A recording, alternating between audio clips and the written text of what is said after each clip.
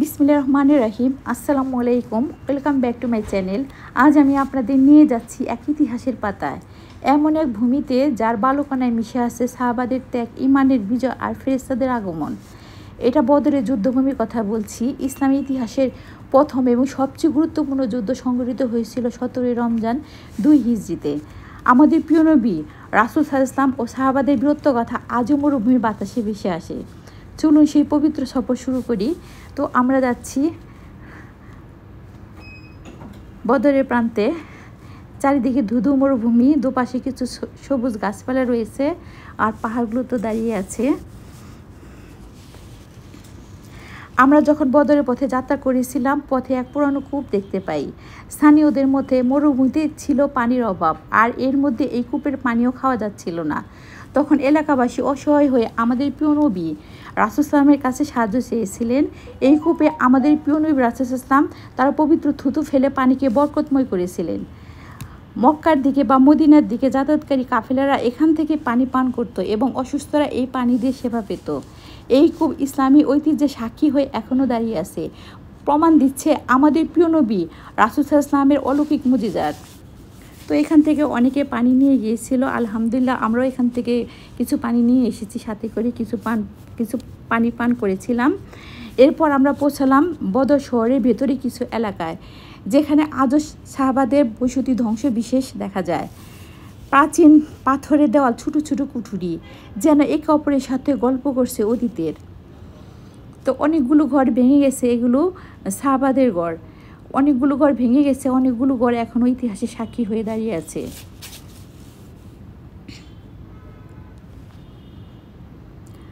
আর এই ঘরগুলো দেখলে আসলে চোখের পানি ধরে রাখা যায় না। এটা ভেবে যে এই মরুভূমির তপ্ত গরমে আর এই ছোটো ছোটো ঘরে সাহাবারা থেকেছেন, ইসলামের জন্য কত কষ্ট করেছেন। আমি একটা ঘরের ভিতরে প্রবেশ করেছিলাম, তো দেখতে পাচ্ছেন কাঠগুলো ভেঙে পড়ে গেছে আর ছোটো ছোটো পাথর দিয়ে ঘরের দেওয়ালগুলো তৈরি করা হয়েছে এবং ঘরের ভিতরটা একদম অনেক ছোট।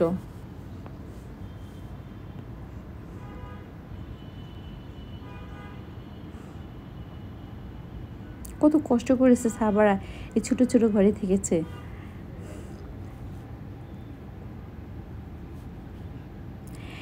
এই ঘরবাড়ির মাঝে আছে একটি ছোট্ট মসজিদ। এটি স্থানীয় মুসলিমরা ব্যবহার করে, কিন্তু বিশ্বাস করা হয় যে প্রাচীন এই এলাকার ভিত্তি ইসলামের শুরুর দিকেই। মসজিদটি আমাদের মনে করিয়ে দেয় সাহাবারা শুধু যুদ্ধ নয়, বরং ইবাদতেও ছিল দৃঢ় প্রতিজ্ঞ।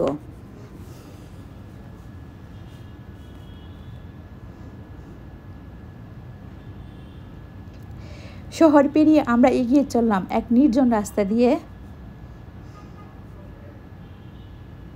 দুপাশে উঁচু নিচু পাহাড়, মাঝে সরু পথ।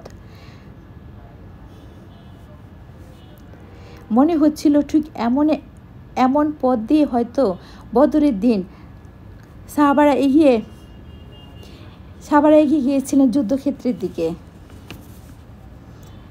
এখানে বাতাসও যেন নীরব, শুধু ইতিহাসে এক প্রতিধ্বনি শোনা যায়।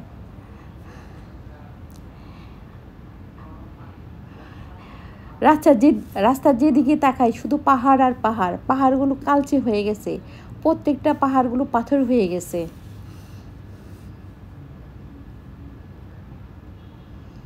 দেখে মনে হচ্ছিল পাহাড়গুলো আজও ইতিহাসে সাক্ষী হয়ে দাঁড়িয়ে আছে।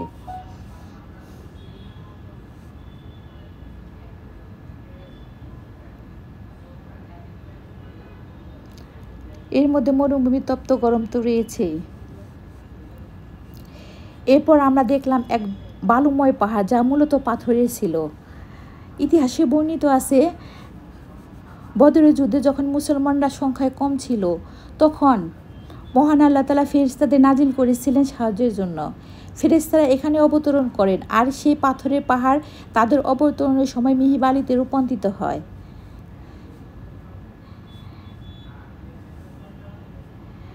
তো দেখতেই পাচ্ছেন যে অনেকে পাহাড়ের উপরে উঠতেছে, আমরাও চেষ্টা করেছিলাম কিছু দূর ওঠার। আর ভাবতে অবাক লাগে যে চারিদিকে পাথরের পাহাড়, তার মাঝে দাঁড়িয়ে আছে এই বালু পাহাড়। এখনো সেই বালুকাময় পাহাড় দাঁড়িয়ে আছে, যেন যেন সাক্ষী দিচ্ছে ইসলামী সাহায্যের।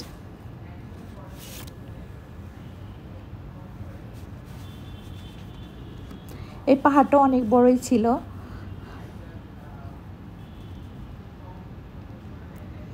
অনেকটা হলদে বর্ণের ছিল।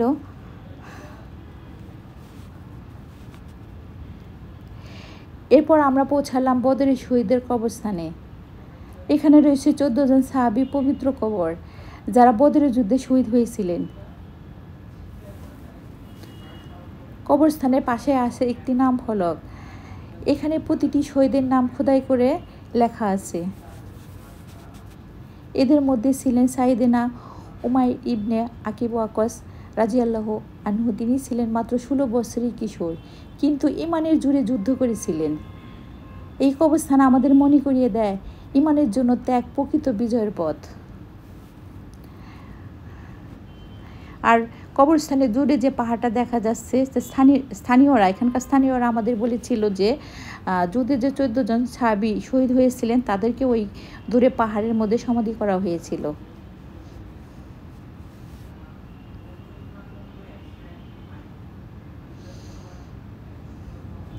এরপর আমরা আবার যাচ্ছি বদরের প্রান্তে।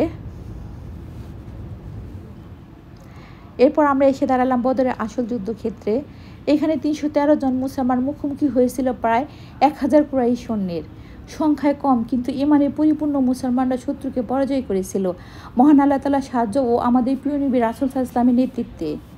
এই মাটি আজও সেই দিনের ধুলা ও রক্তের গন্ধ বহন করে। দূরে দেখা যায় চারপাশে পাহাড়, যা যুদ্ধের সময় স্বাভাবিক প্রাকৃতিক প্রতিরক্ষা হিসেবে কাজ করেছিল। আমরা দাঁড়িয়ে আছি সেই পবিত্র ভূমিতে, বদরের ময়দান, যেখানে যুদ্ধ হয়েছিল শুধু তরবারি দিয়ে নয়, বরং সাহস ও নিয়তি শক্তি দিয়ে। মরুভূমির গরম হাওয়া মিশে আছে উত্তেজনার স্পর্শ। দূরে ভেসে আসছিল মার্চিং শব্দ, অশ্বের ঝনঝনানি আর মুমিনদের নীরব দোয়া। এটি ছিল না শুধু জমি বা সম্পদের লড়াই, এটি ছিল ইসলামের কণ্ঠরক্ষার যুদ্ধ। আপনি চারপাশে তাকান, এখানে একদিন পড়েছিল আমাদের প্রিয় নবী রাসূল সাল্লাল্লাহু আলাইহি ওয়াসাল্লাম এবং তার সাহাবীদের পদচিহ্ন। হযরত আবু বকর, হযরত উমর, হযরত আলী, হযরত আমির হামজা রাদিয়াল্লাহু আনহু, যাদের নাম আজও আকাশের নক্ষত্রের মতো জ্বলজ্বল করছে। এখানে আসমান থেকে নাজিল হয়েছিল ফেরেশতারা মুসলমানদের সাহায্য করার জন্য মহান আল্লাহ তাআলার নির্দেশে। এখানে ঈমান নয়, জয় করেছিল ভয়কে, এবং মহান আল্লাহ তাআলার প্রতিশ্রুতি পূর্ণ হয়েছিল। মুসলমানদের বিজয় হয়েছিল। ইসলামের চরম শত্রু আবু জেহেল এই যুদ্ধে নিহত হয়েছিলেন। যুদ্ধক্ষেত্রের কাছে রয়েছে একটি মসজিদ, যার নাম মসজিদে আরিশ। এখানে আমাদের প্রিয় নবী রাসূল সাল্লাল্লাহু আলাইহি ওয়াসাল্লাম বদরের যুদ্ধ শুরু হওয়ার আগের দিন সেজদায় মাথা রেখে মহান আল্লাহ তাআলার কাছে বিজয়ের জন্য দোয়া করেছিলেন। হাদিসে বর্ণিত আছে, তিনি এত দীর্ঘ সেজদা করেছিলেন যে তার চাদর কাঁধ থেকে পড়ে গিয়েছিল। মসজিদটি ছোট হলেও ইতিহাসের দিক থেকে এর গুরুত্ব অপরিসীম। প্রতিটি দেওয়াল যেন সেই দিনের দোয়া, কান্না ও আশার গল্প শোনায়। ফেরার পথে সূর্যের আলো ধীরে ধীরে মরুভূমির বালুতে মিশে যাচ্ছিল। আমার মনে হচ্ছিল আমি শুধু একটি জায়গা দেখে এলাম না, বরং ইসলামের সূচনা লগ্নের এক পবিত্র অধ্যায়ের ভেতর দিয়ে হেঁটে এলাম। প্রতিটি স্থান, প্রতিটি পাথর যেন বলছিল, যারা মহান আল্লাহ তাআলার পথে লড়ে তারা কখনো পরাজিত হয় না। প্রিয় দর্শক, এটাই ছিল বদরের যুদ্ধভূমি সফরের অভিজ্ঞতা। এই ভ্রমণ কেবল ইতিহাসে দেখা নয়, বরং ইসলামকে নতুন করে জাগিয়ে তোলার এক উপলক্ষ। আশা করি আপনাদের এই ভিডিওটি দেখে বদরে সেই ত্যাগের কাহিনী হৃদয়ে গেঁথে যাবে। তো ভালো থাকবেন, দেখা হবে নেক্সট কোনো ভিডিওতে। আল্লাহ হাফেজ।